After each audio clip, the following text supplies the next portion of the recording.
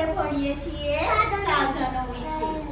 તો આપણે એક રમત રમવાની છે. બધો આ દડો છે ને એકબીજાને આપવાનું છે, પાસ કરવાનું છે.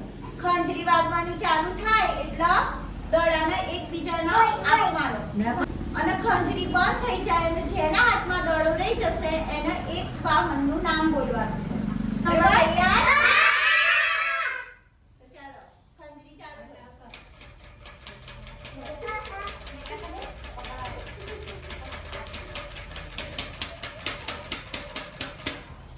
બોલો.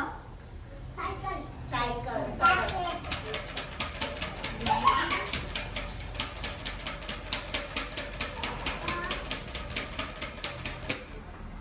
બોલો હીરવા. રિક્ષા.